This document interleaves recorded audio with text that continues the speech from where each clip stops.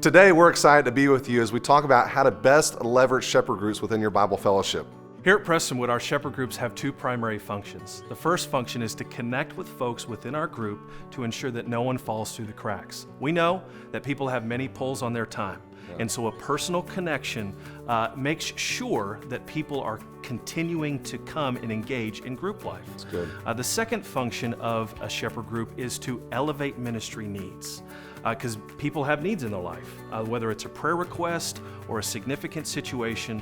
When a shepherd group leader finds out about a ministry need, he or she can elevate that to the director and then to us here at Prestonwood as ministers. I know a question that we're commonly asked, Jason, is how do you go about forming a shepherd group?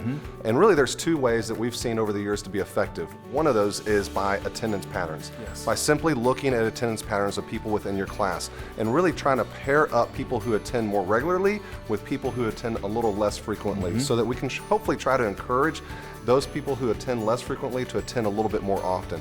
Another way is by geographic location.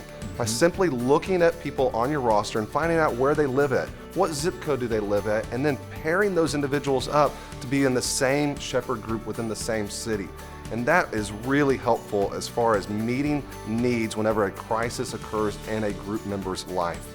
You bring up an interesting point, Sean. Another question that we get is, how do shepherd groups function? In other words, what models can we employ? Yeah. One primary model is, of course, as I mentioned earlier, is a primarily geared toward connection.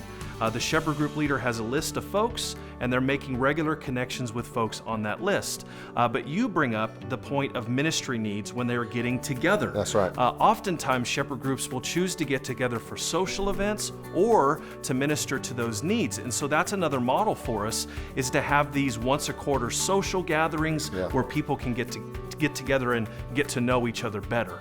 The third model that we sometimes see in our groups, and admittedly these are our smaller groups, but where we have a men's group and a women's shepherd group. And oftentimes in this model, we have Bible studies where the men will get together and have a Bible study, or the women will get together and have a Bible study. And again, it creates community and cohesion within the group. Shepherd groups are a great way to multiply your group in the future. So directors and teachers, as you think about who can be a future shepherd group leader, think about who can be a future teacher or director as you multiply your group in the days ahead.